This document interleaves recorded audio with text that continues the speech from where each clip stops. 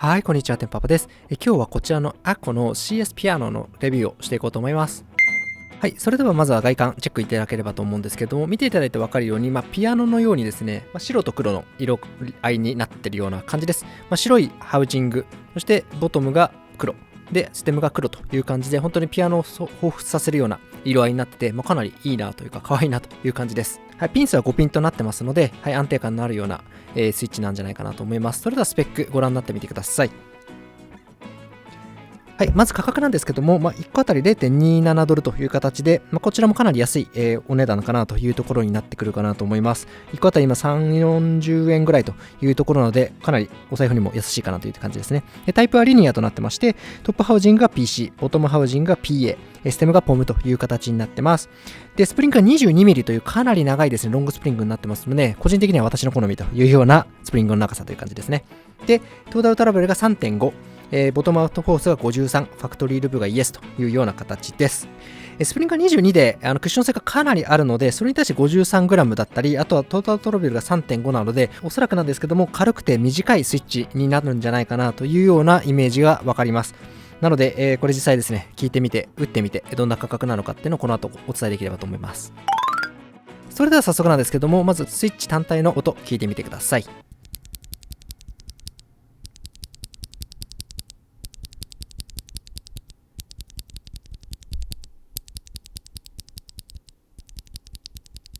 はい、いかがだったでしょうか。かなりですね、スムーズに入っていくようなキースイッチだなという感じです。で、やっぱりスプリングがある分、クッション性を感じられるようなキースイッチになってますので、その辺は良かったなというところです。で、ルブに関しては、もしかしたら気持ち自分でプラスアルファした方が好きな人もいるんじゃないかなというような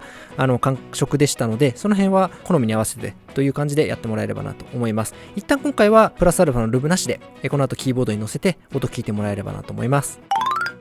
はい、それではキーボードにインストールが完了したので、キーボードに載せた音聞いてもらえればと思います。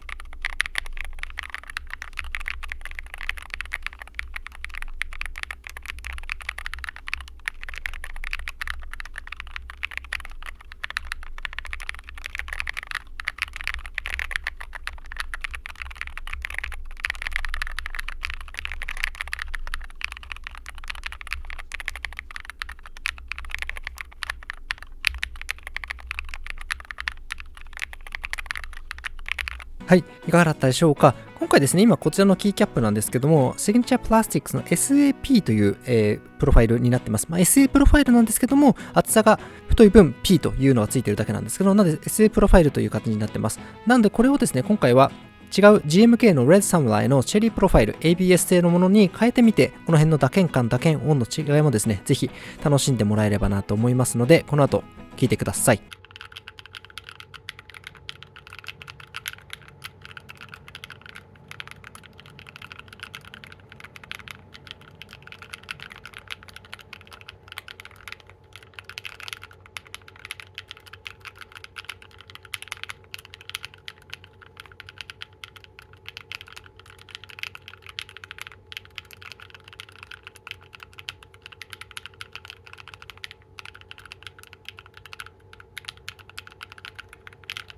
はい、いかがだったでしょうか。皆さんどちらの音が好みだったでしょうか。私は先ほどの1個前のですね、シグニチャープラスティックスの SAP の方が、個人的には好みだったんですけれども、こちらの方の GMK の方でもですね、しっかり、CS ピアノの 22mm のスプリングのクッション性の高さだったりとか、スムーズさっていうのは感じられたかなというところです。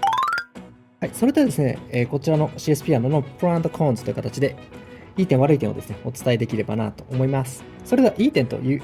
方で、2つですね、お伝えできればなと思ってます。まず1点は価格が安いというところは非常にいいなと思ってます。1個あたり 0.27 ドルというのはかなりお安いかなと。もちろんどこで買うかにもよると思ってて、私はこのスワグキーさんというところで購入してるんですけれども、はい、そんな形で比較的安価に購入できるという点はすごくいいんじゃないかなと思いました。続いて2点目というところなんですけども、全体的にバランスはいいなと思います。22mmのスプリングでクッション性もありますし、ファクトリー部分も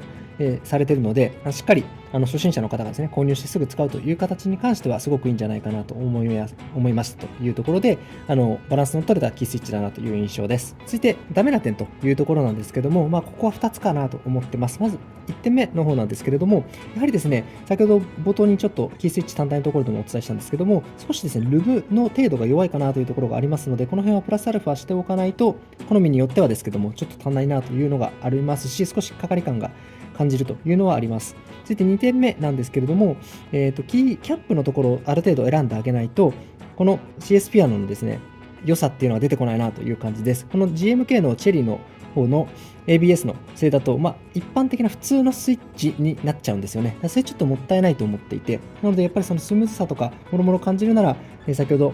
もう一個の方でお見せした方の白い方のシグニチャープラスティックスの SA プロファイルとかの方を使った方がいいかなと思いますので、その辺皆さんが使われる時の選ぶポイントとしてちょっと制限がかかるので、キーキャップの選択肢っていうのは狭まるという点からちょっとマイナスかなという感じです。